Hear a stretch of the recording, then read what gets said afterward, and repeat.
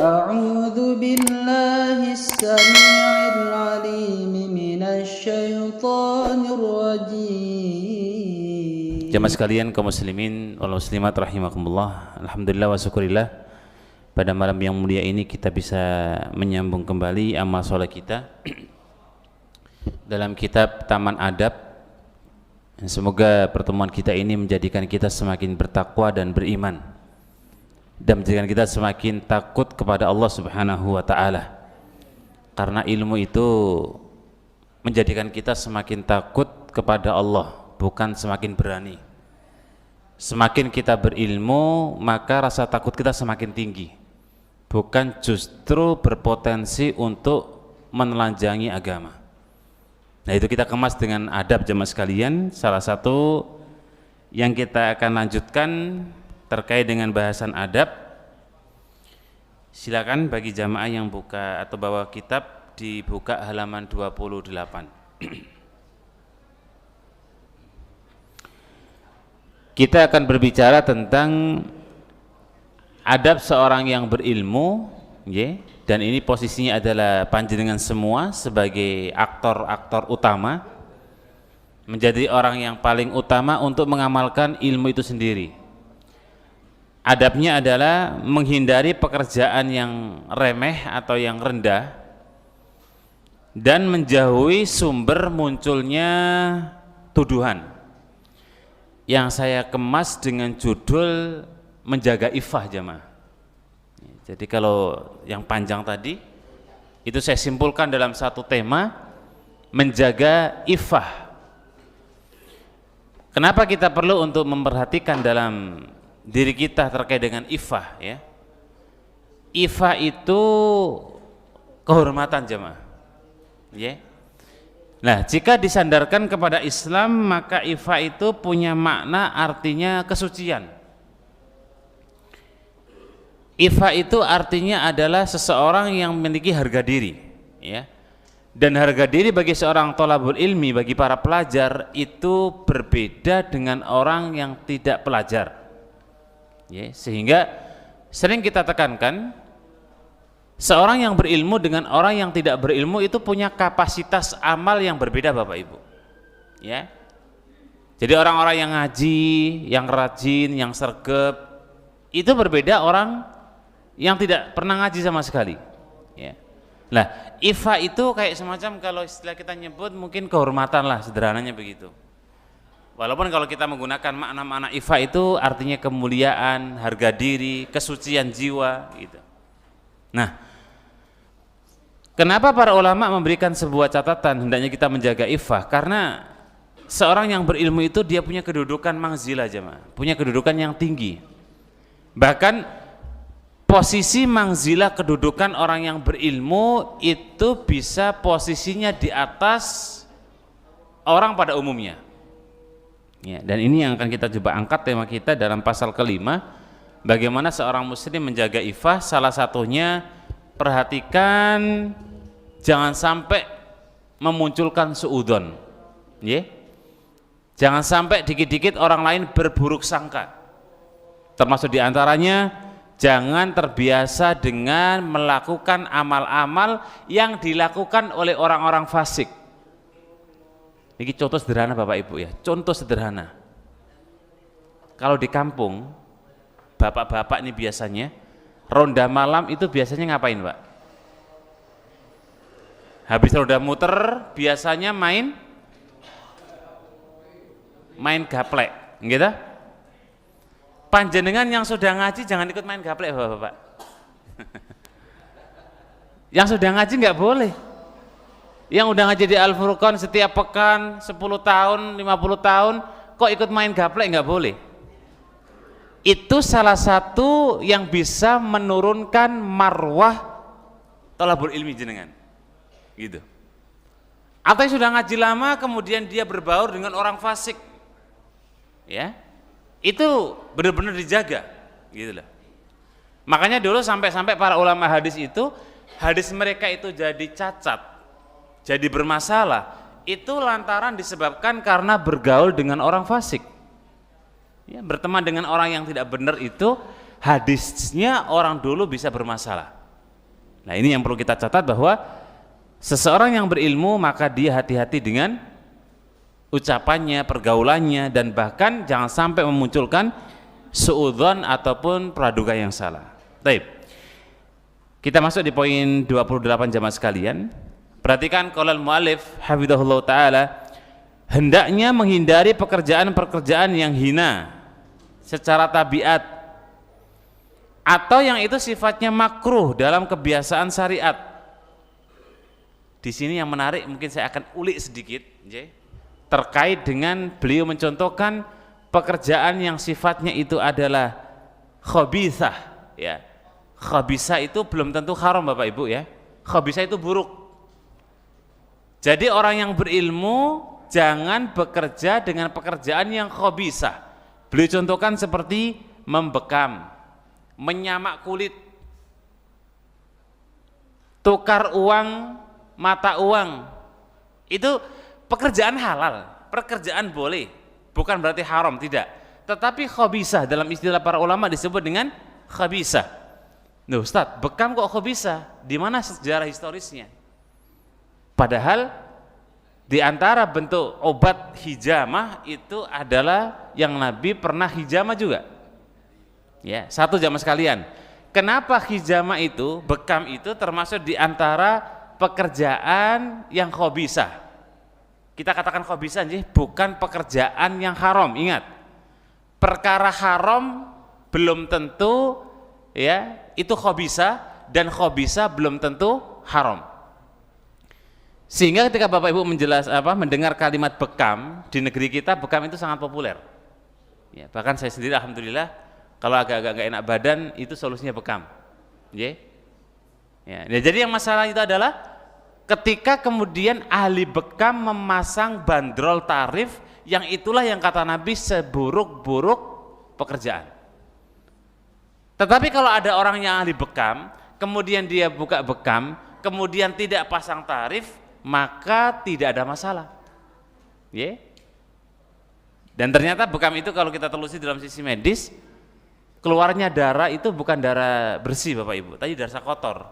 Dan saya yakin tidak semua orang itu bisa membekam, ya. Dan dia adalah orang-orang yang pakar di bidangnya, kan gitu. Ternyata Nabi sebutkan bahwa bekam itu termasuk di antara khabithah, perkara yang buruk. Tetapi praktek Nabi jamaah sekalian, takriri Nabi itu bekam. Ihtajaman Nabi sallallahu alaihi wasallam hijaman, bahkan pernah beli itu bekam pada hari di mana beliau berpuasa. Ya. Dan ini menunjukkan kalau keluar darah itu tidak membatalkan puasa, kecuali darah haid, itu beda pembahasan. Tapi kayak bapak misalnya dia kena pisau atau ibu kena pisau, keluar darah, tidak ada masalah. Ya, karena tidak membatalkan apa? Puasa. Tapi bicara hijamah Bapak Ibu, monggo disikapi dengan bijak. Ya. Memang kalau dalam bab ini yang kemudian jadi khabithah itu adalah ahli bekam yang mentarif. Makanya orang-orang yang ahli bekam dalam medis dan sunnah itu tidak memasang tarif. Karena itu jatuhnya menjadi apa? Khabithah. Termasuk diantaranya menyamak, jemaah. Dulu di zaman sahabat menyamak kulit itu, ya ngapunten, itu bukan pekerjaan ahlu hadis. Yang sering dilakukan yang menyamak itu menguliti sampai kering, ya, kemudian dijemur, kemudian dipakai, mungkin bisa baju, mungkin bisa tas, mungkin bisa pakai di kendang dan lain sebagainya. Itu biasanya pekerjaan-pekerjaan orang yang, ya ngapunten, bukan ulama-ulama dan ahlu hadis, bukan pura orang-orang yang ahlul ilmi. Ya.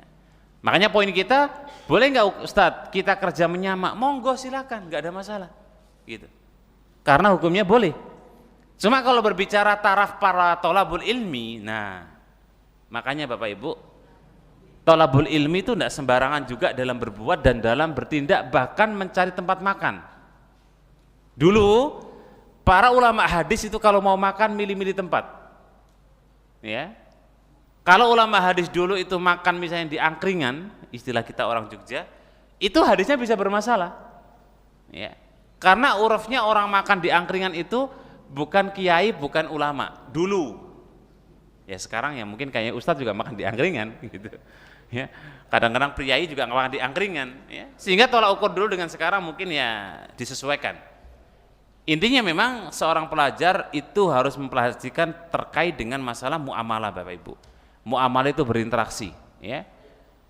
Termasuk diantaranya jual beli mata uang. Yang ngapunten nyun sewu, yang mungkin kalau tukar uang kalau mau tahun baru, yang di pinggir jalan biasanya itu bagi panjenengan yang sudah ngaji dihindari, ya, dihindari. Dan yang lain sebagainya, yang semua itu mengarah kepada di mana kita merendahkan atau menjatuhkan ifah kita Bapak Ibu. Ya. Bukan berarti kita cari pujian, enggak. Tapi seorang yang thalabul ilmi, seorang yang berilmu, dia itu punya manzilah, dia punya kedudukan. Ya. Nah, kedudukan itulah hendaknya kita kemudian jaga, yang dimana kemudian menjauhi semua sumber yang munculnya tuduhan. Ya, makanya nggak boleh orang yang berilmu itu enteng-entengan kemudian asal kemudian cari teman, cari sohib, cari kemudian kawan, tapi dia kemudian dituduh, oh itu kok seringnya kumpul sama si fulan ya, padahal kayaknya sering ngaji, kok kayaknya dia ini sering sama si dia, padahal dia sering baca Quran. Lah ini kita hindari Bapak Ibu, ya, kita meminimalisir sebisa mungkin tuduhan-tuduhan yang buruk kepada kita. Yang penting kan niatnya Ustadz, iya. Yang penting kan baik, iya. Tapi ingat, seorang thalabul ilmi, dia itu punya rambu-rambu yang beda dengan orang yang nggak ngaji, gitu loh. Ya, makanya kenapa mu'alif mencantumkan poin di antara adab bagi seorang yang berilmu, perhatikanlah terkait dengan pekerjaan, perhatikan juga terkait dengan sumber di mana jangan sampai muncul tuduhan. Nah. Maka hendaknya meninggalkan semua yang mencederai kepribadian baiknya, ya. Jadi sesuatu yang bisa menodai kecederaan kita, nama baik Bapak Ibu itu kan mahal loh. Orang itu kalau sudah kesandung dalam bab masalah nama baik, untuk mengangkat nama baik lagi itu sulit, berat, nggak gampang gitu. Bisa kena mental, bisa bunuh diri, bisa frustasi, bisa mungkin nggak ngaji, ya. Mungkin bisa jadi tidak ibadah. Makanya kenapa Islam memperhatikan terkait dengan ifah. Ifah itu harga diri, kemuliaan seorang muslim, ya. Jangan sampai kita yang mencederai terkait dengan kehormatan kita, kemudian kita cederai sendiri. Maka ini salah satu di antara Islam menjaga kemuliaan jati diri seorang muslim, ya. Sampai-sampai Nabi kita bersabda bahwasanya seorang muslim itu adalah tarkuhu ma la ya'ni. Hendaknya seorang muslim itu meninggalkan sesuatu yang nggak berfaedah Bapak Ibu, ya, yang nggak berfaedah, yang nggak penting. Ya, contoh yang nggak penting itu apa misalnya? Ya nggak penting sesuatu yang misalnya orang itu sudah punya HP 1 beli 5. Ya kalau penting ya monggo, beda kasus kalau penting. Kalau seandainya dia beli HP 10 dia penting semua, ya silakan. Tetapi kan orang itu ya arif qadra nafsi, dia paham kemampuan kepentingan untuk dirinya Bapak Ibu. Ya, makanya kata para ulama, harta yang kita punya itu sebatas apa yang kita butuhkan, bukan untuk masalah kita gengsi atau kita kemudian untuk sombong. Contoh, orang itu kalau punya mobil itu fungsinya apa sih Bapak Ibu?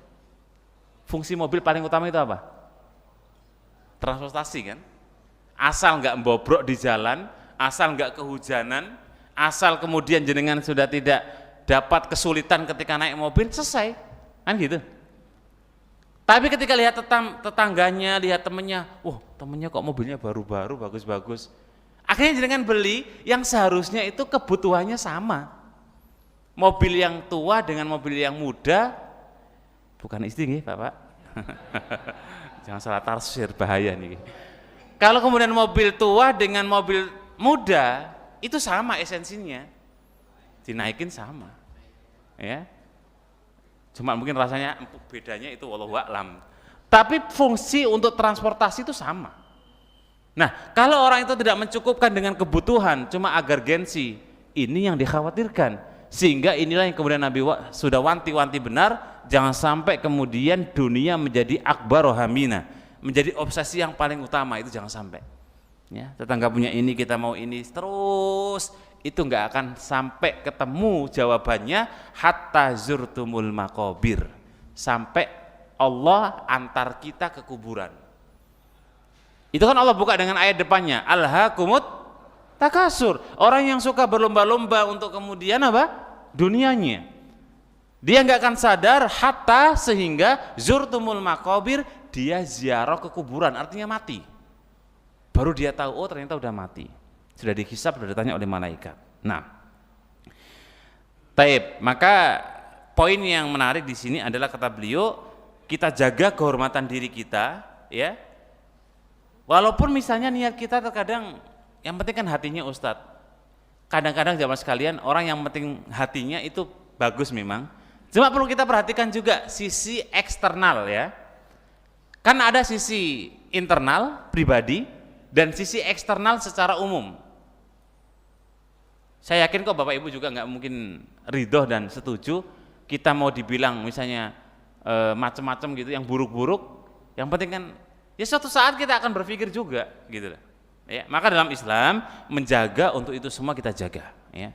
Oleh karena itu dengan ini, ya, dia memposisikan dirinya menjadi sasaran tuduhan, itu jangan sampai. Ya, jangan sampai menjadi sasaran tuduhan, ya. Tapi kalau dalam kebenaran hal ini memang mungkin orang itu bisa kemudian dilakopi jamaah. Dilakopi itu kayak semacam diberikan julukan-julukan. Nabi itu julukan paling banyak yang dimiliki oleh beliau dibanding nabi-nabi sebelumnya. Nabi itu digelari sebagai al-majnun, orang gila. Sebagai pensair yang tidak beres. Sebagai dikatakan orang yang tidak waras. Dikatakan sebagai pendakwa yang menuruti hawa nafsunya, macam-macam, ya. Nah, kalau statusnya jenengan sudah di atas al-haq kemudian dapat tuduhan, itu beda kasus. Dan dalam kitab Al-Firqatun Najiyah, salah satu identitas orang-orang yang selamat itu dia tegak istiqomah walaupun ada badai tuduhan, walaupun ada badai cemoohan, hinaan, tetap dia sabat di atas apa? Jalan yang benar. Tapi usahakan jangan sampai memunculkan suudon saudara kita jamaah. Dan itu penting, ya, itu ifah, ya, agar kita memiliki kehormatan di hadapan manusia. Maka kehormatannya sebagai incaran celaan, jangan sampai. Ya, karena banyak musuh-musuh Allah, ya, termasuk diantaranya adalah manusia dari golongan jin juga, itu mencela-cela bagaimana manusia itu agar kehormatannya hina dan dihinakan, ya. Taib. Jika sesuatu dari hal itu terjadi secara kebetulan, ya, jadi ya lah terjadi gitu. Ya qadarullah masa'ah. Ya, bagaimana jamaah? Kalau sudah terjadi, maka lihatlah. Karena hajat dan yang lainnya, bagaimana seseorang itu kemudian dia terjatuh, maka dia menjelaskan kepada siapa dia melihatnya. Penting untuk tabayun. Ya. Misalnya nih, contoh sederhana. Ada teman kita mencuri, kebetulan kita bersama dia, kebetulan. Tiba-tiba ada orang melihat, loh pencuri. Otomatis orang yang melihat mencuri tadi, kita pun kena tuduhan. Bapak ini juga ikut mencuri. Padahal kita nggak ngapa-ngapain nih, ya. Maka pentingnya kita untuk tabayun. Maaf Pak, saya nggak mencuri loh, saya nggak ikut. Terlepas dia percaya dan tidak percaya itu urusan dia dengan Allah Subhanahu Wa Taala nanti. Dan seorang Muslim itu simpel Bapak Ibu dalam persaksian. Seorang Muslim itu kalau dia mengatakan kalimat wallahi, itu selesai urusan. Makanya nggak sembarangan orang mengatakan kalimat apa? Demi Allah. Seorang Muslim itu nggak harus mengatakan kalimat itu, cukup mengatakan tidak saya, bukan saya. Selesai. Jenengan wajib percaya. Nah, pertanyaannya adalah apakah kualitas kalimat itu sama dengan kualitasnya sahabat dengan kualitas kita hari ini? Kalau dulu para sahabat ditekankan bahwa dusta itu bukan sifat seorang mukmin, ya. Nah kalau hari ini itu kadang-kadang masya Allah, ya, kok kita di dunia yang mungkin di luar pondok, di dalam pondok aja kadang-kadang anak itu dengan entengnya bohong. Padahal dengan jelas-jelas Nabi katakan, wallahi demi Allah, seorang mukmin tidak berdusta. Nabi bersumpah 3 kali jamaah. Ya, artinya apa? Pantang bagi seorang Muslim untuk berbohong, gitu loh. Makanya persaksian seorang Muslim dia mengatakan, bukan saya loh Pak, saya nggak ikut-ikutan loh Pak, jenengan harus percaya, udah. Kalau dia bohong, urusan dia dengan Allah. Tugas kita apa? Prasangka baik terhadap saudara muslim. Selesai urusan. Setelah urusan itu kita selesai, nggak akan ada istilahnya orek-orek masalah, cari keburukan orang lain, itu nggak ada jemaah. Tapi faktanya kita itu kan Masya Allah ya, apalagi media hari ini. Media itu yang dijual itu justru aib. Kalau yang dijual itu baik-baik saja nggak laku jemaah. Ya kan? Kalau media itu yang dijual adalah hal yang positif, itu nggak viral. Tapi kalau yang dijual itu adalah kebohongan, kemudian dibumbui dengan kedustaan, perkara-perkara yang lain, itu yang lebih menarik. Ya. Dan itulah fitnah ujian hari ini. Nah, mari kita jelaskan jamaah. Ya. Kita jelaskan biar orang itu nggak suudzon dengan kita. Ya nggak apa-apa kita pembelaan bahwa kita memang tidak melakukan. Bahkan kita boleh menjelaskan hukumnya. Ya. Apalagi panjenengan sudah ngaji. Sampaikan kepada dia bahwa hukum menuduh itu haram. Ya. Hukum menuduh itu haram. Dan kalaupun ada bukti bahwasanya kita bersalah, dalam Islam tidak boleh membeberkan aib saudaranya. Jadi simpel sebenarnya. Menutupi aib orang lain itu sebenarnya dalam Islam sudah dijaga rapat. Tidak gampang untuk membeberkan dan menuduh orang lain. Seandainya panjenengan butuh untuk menyampaikan dengan hukum, sampaikan dengan hukum. Sampaikan pula dengan alasan-alasan dan tujuan. Ya, Pak, jangan sembarangan nuduh, Pak, gitu kan? Ya, saya tidak mau ikut mencuri, gitu kan? Yang mencuri di dia, si fulan. Katakan demikian, selesai. Kok dia masih ngeyel? Nah, ini beratnya nanti di hadapan Allah Subhanahu wa taala. Bahwasanya kalimatun tulki ilaiha, satu kalimat yang kita lontarkan kepada saudara kita, itu nanti hisabnya panjang jamaah. Nabi kita pernah bersabda apa? 3 wasiat Rasulullah. Yang kedua Nabi katakan la ta'tadiru, ya. La tatakallam bi kalamin ta'tadiru minhu ghadan. Nabi katakan, hati-hati dengan ucapan kalian yang nanti di hari kiamat itu bisa memberatkan kalian, bisa menjadi hisab yang berat, bisa menjadi perhitungan di hadapan Allah Subhanahu wa taala. Satu kalimat kata Nabi. Ya. Kalimatun tulki ilaiha. Makanya masalah menjaga kehormatan orang lain itu bagian daripada Islam. Kita jelaskan tujuannya agar tidak terjatuh pada dosa gitu.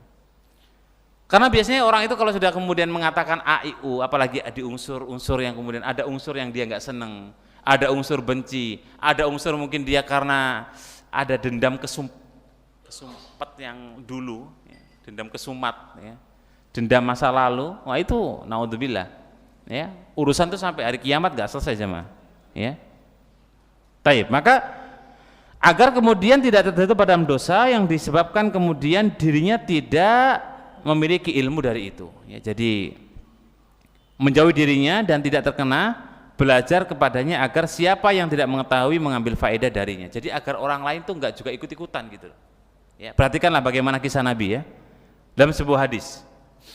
Nabi waktu baru menikah dengan Sofia, Bapak Ibu, ya, Sofia itu usianya masih 25, baru nikah Nabi dengan Sofia. Tiba-tiba ada 2 orang lewat, ya, bisa dilihat di situ bahwa manakala kemudian ada Nabi yang sedang berbincang dengan Sofia ketika itu baru menikah dengan Rasulullah Shallallahu Alaihi Wasallam, karena ini Nabi, maka nggak enak nih, ya. Akhirnya 2 orang tadi melipir pergi, ya. Nah, ketika kedua orang ini melipir pergi, maka Nabi khawatir nih 2 orang ini jangan-jangan bikin isu yang enggak. Akhirnya kata Nabi, ala rislikuma, coba, ya, kalian semua sini, tunggu, ya. Apa kata Nabi? Innaha Sofia, wanita ini Sofia. Ya, karena wanita dulu tidak bisa ditandai jamaah. Kalau misalnya ada seorang wanita di zaman dulu ngobrol dengan laki-laki, mungkin itu bisa adiknya, mungkin itu bisa istrinya, tapi orang lainnya itu, orang lain melihat mungkin itu simpanannya, mungkin bisa jadi, ya. Sama lah mungkin dengan kita hari ini, mungkin jenengan ngajak mungkin saudara keluarga atau mahramnya pergi, orang lain lihat, duh ini kok bapak gandeng emak-emak muda, siapa ini? Gitu. Tiba-tiba jamaah Al-Furqan lihat semua, kok nggak biasanya nih bapak ini gandeng emak-emak muda, siapa? Semua orang-orang masjid ini, Masjid Al-Furqan suudon, wah bapaknya ini punya istri baru ya. Gitu. Padahal ini mahramnya mungkin lagi keluar kota ketemu di Jogja. Tugas jenengan perlu tabayun jamaah. Pak, daripada geremeng-geremeng tadi itu keluarga saya masih mahram, saya akan ajak jalan-jalan ke Jogja. Sampaikan, ya. Maka Nabi ketika itu kemudian mengajak kedua orang ini untuk tunggu, jangan pergi dulu sampean. Karena gelagat orang itu bisa ditandai jamaah dengan gaya dia gitu. Nabi nggak sering loh menyetop orang yang seperti ini. Tapi karena gelagatnya orang ini kemudian mencurigakan, maka dipanggil. Ketahuilah bahwasanya ini adalah Sofia, istriku. Ya. Semakal kemudian Nabi mengatakan inna syaitana, sesungguhnya syaitan yajri mini bani Adam, akan mengalir ya kepada anak cucu Adam, majrodam, di celah-celah darah ini ya. Jadi dia akan memberikan bisikan-bisikannya itu loh. Itulah hebatnya iblis dan setan jamaah. Bayangkan setan itu sampai bisa memberikan rangsangan yang kita nggak sadar, tiba-tiba kita itu terperosot dan kita sesat. Dan banyak itu terjadi ya. Termasuk Nabi kemudian mengatakan fakhiftu, aku khawatir kata Nabi ayak difafi kudubikum masyai'an. Aku khawatir kata Nabi di mana kemudian setan itu menyusup kepada hati kalian, memberikan was-was, itu loh Nabi sedang berduaan dengan orang lain. Nabi sedang selingkuh, Nabi sedang berzina, Nabi sedang bikin macam-macam. Ini yang dikhawatirkan Nabi, yang setan masuk kepada pembuluh darah kalian, yang kemudian memberikan apa? Bisikan. Ya. Dan hadis ini yang kemudian menjadi hadis yang disebut oleh para ulama penting untuk tabayun jemaah. Ya. Contoh, Bunda Aisyah itu juga pernah kemudian dituduh. Dan tuduhannya ini Masya Allah ya, membuat 40 hari kota Madinah jadi redup jemaah. Peteng, gelap. Kenapa? Karena tuduhan yang sangat keji kepada Bunda Aisyah, bahwa Bunda Aisyah dikatakan sebagai wanita yang berbuat zina dengan sahabat Nabi yang bernama Zaid. Ya, dan kita tahu dalam sejarah bahwa Nabi setiap pergi itu mengundi salah satu istrinya. Ya.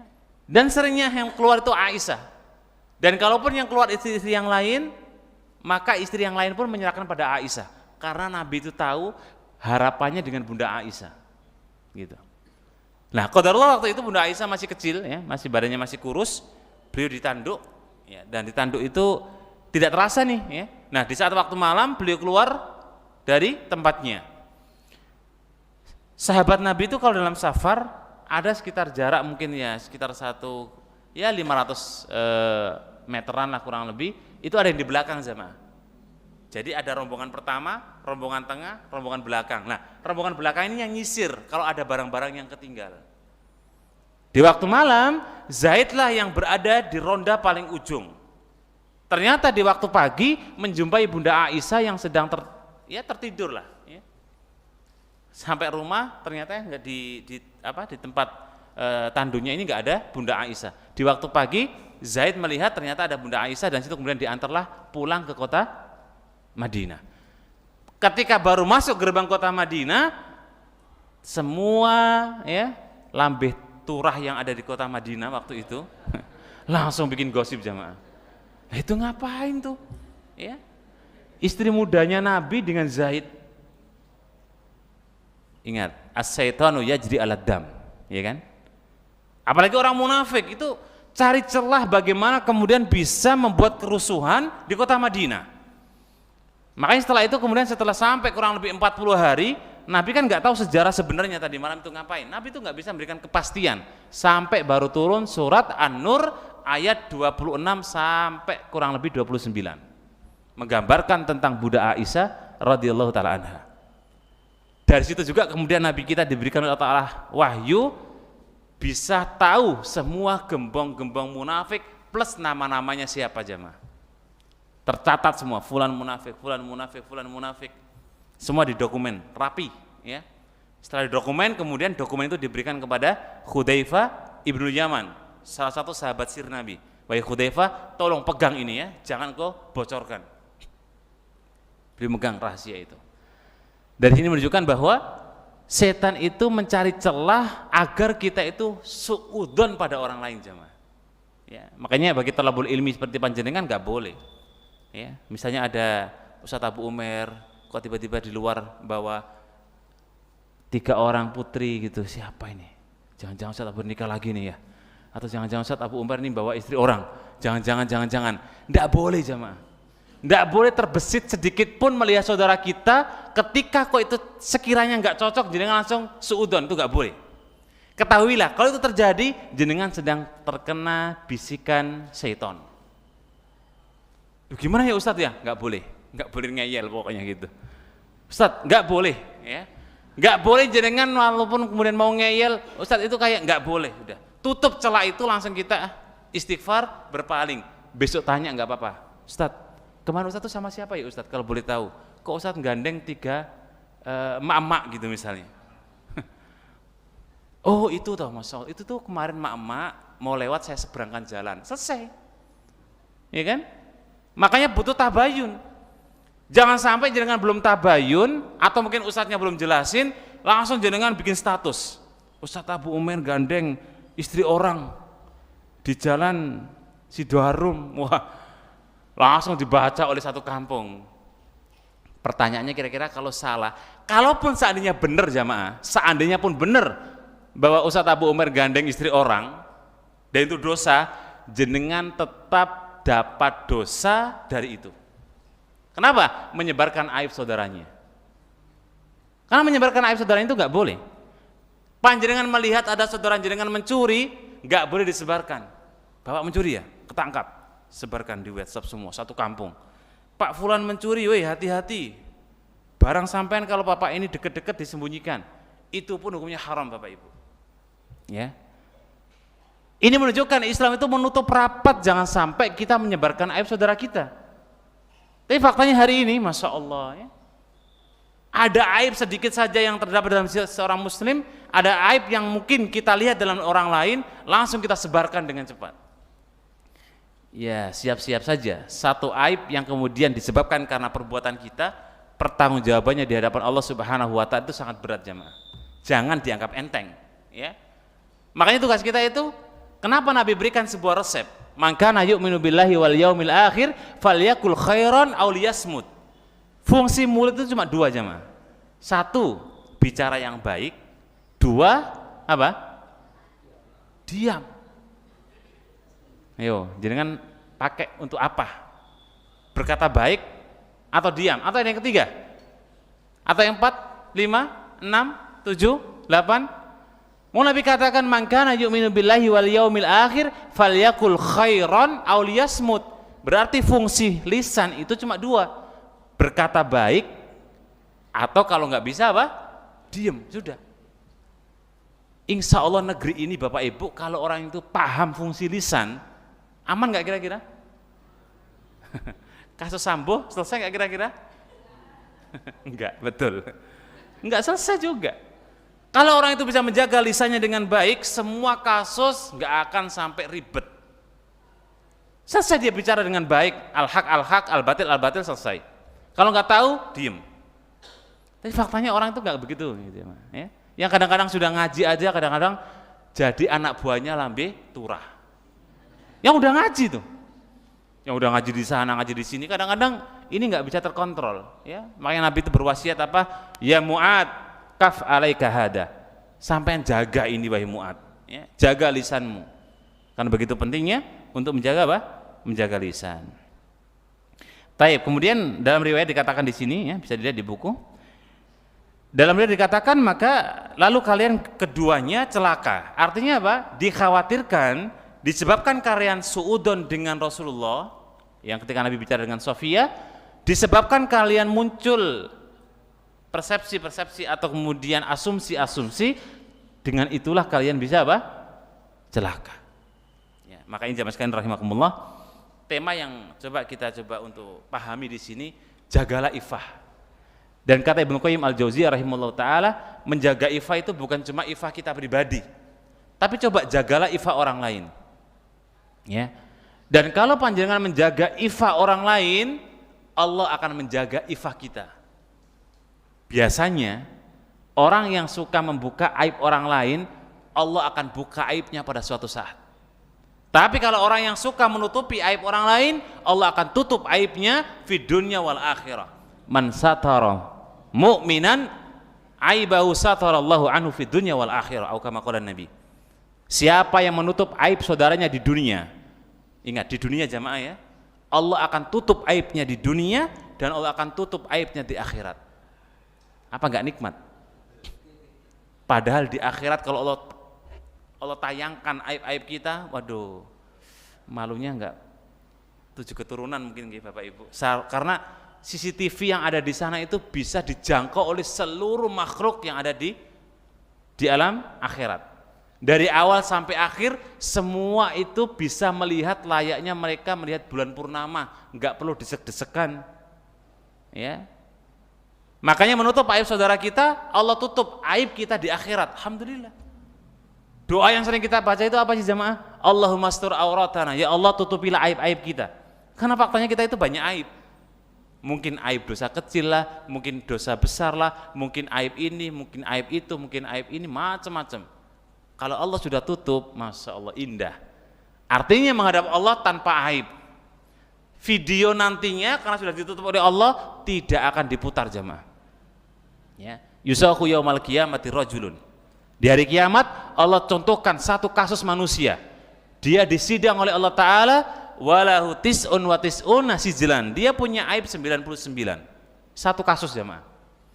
Dan satu kasus ini sebagai gambaran nanti di hadapan Allah semua orang itu punya CD video masing-masing yang akan diputar oleh Allah Subhanahu wa Ta'ala. Dan kemudian orang ini diputar CD-nya, walahu tis'un wa tis'una sajlan, dia punya 99 aib. Semua orang bisa melihat, ya. Semua orang bisa apa? Melihat. Dan inilah menunjukkan orang yang suka bongkar-bongkar aib saudaranya di dunia, Allah akan bongkar aibnya di dunia dan juga di akhirat. Maka tugas kita jamaah sekalian, jangan bermudah-mudah untuk sedikit-sedikit mengatakan fulan demikian, fulan demikian. Walaupun seandainya demikian beneran, jangan pernah ucapkan, ya. Apalagi bikin status story WA. Saya yakin jenengan kan orang penting semua, pasti temannya lebih dari 1000, bahkan ada yang 2000, bahkan ada yang 5000. Kalau kemudian kita menuduh orang satu kesalahan yang dibaca oleh orang 500 misalnya, 300-nya percaya, 200-nya nggak percaya, maka jenengan akan punya dosa 300 kali Bapak Ibu. Karena ada 300 orang yang percaya. Kemudian setelah itu 300 orang ini menyebarkan lagi. Satu semua. Berarti berapa? 300 kali 300, pinten? 900. Dan 900 yang kemudian disebarkan itu percaya lagi. Berarti jenengan dapat dosa 300 tadi tambah 900 orang tadi. Kemudian 900 orang itu menyebarkan lagi. Waduh. Siap nggak kira-kira jenengan amal solehnya dikasihkan ke orang-orang ini yang nanti semua akan minta hisapnya, ya? Dan beruntung jamaah orang-orang yang kemudian dituduh atau kemudian didolimi di dunia. Makanya Nabi itu mengatakan ittaqud-dzulma, waspada kalian dengan kezaliman, karena yang namanya kezaliman itu dzulumatun yaumal qiyamah, menjadi bumerang kegelapan pada hari kiamat yang nantinya akan menjadi hisab by one, satu-satu, ya. Makanya mending dikelirkan di dunia Bapak Ibu, ya. Makanya kalau ada urusan dunia manusiawi, kedoliman selesaikan, baru jenengan wafat, gitu, ya. Kalau belum selesai, jenengan jangan wafat terlebih dahulu. Itu sebenarnya lebih besar kepada wanita, ya. Jadi wanita itu hendaknya kemudian menjaga ifah kemuliaannya, kehormatannya, kesuciannya, itu mulai dari ujung rambut sampai ujung kakinya. Karena historis ifah itu sebenarnya lebih kepada ifatul mar'ah, ya, kehormatan seorang wanita. Sehingga kenapa seorang wanita lebih banyak mendapatkan perhatian, hendaknya menjaga kehormatannya. Salah satu yang dicontohkan oleh para ulama seperti Ibnu Qayyim al-Jauziyah rahimahullah ta'ala, termasuk wanita atau seorang wanita itu ifahnya itu turun, itu kalau seorang wanita itu berbicara yang tidak pada tempatnya, bukan cerewet ya, bukan. Karena notabene wanita itu suka bicara, itu hukum. Tapi ada loh seorang wanita itu harusnya nggak ngomong gini, pokoknya ngomong gini. Nah, itu bisa menurunkan iffah. Termasuk diantaranya bentuk kehormatan wanita, dia itu harusnya lebih kalem ya. Tapi kan ada tipe-tipe wanita yang kemudian tidak kalem. Itu pun juga bisa menurunkan iffahnya. Lah, iffah itu bisa derajatnya tinggi jamaah. Nah, ini poin yang terakhir ini coba kita sebutkan beberapa wasiat bagi para ulama. Bagaimana cara agar iffah kita itu, kehormatan kita itu bertingkat dan naik gitu. Pertama adalah al-if'al an ta'atillah, membiasakan untuk mentaati perintah Allah. Itu dengan sendirinya jamaah Allah akan naikkan kemuliaan kita. Semakin kita rajin taat ya, maka iffah kemuliaan kita itu akan semakin tinggi gitu. Yang kedua, istinabul ma'asi, menghindari model-model maksiat apapun itu ya. Makanya tadi kan, kalau tadi kita sebutkan prasangka buruk itu kan maksiat jemaah, prasangka buruk itu maksiat. Nah, kalau orang terbiasa dengan prasangka buruk, maka ya iffahnya itu enggak bertambah gitu ya. Karena kita mencoba untuk menghindari semua model-model maksiat apapun jenisnya, imma maksiat fi'liyah, qauliyah, wa batiniyah.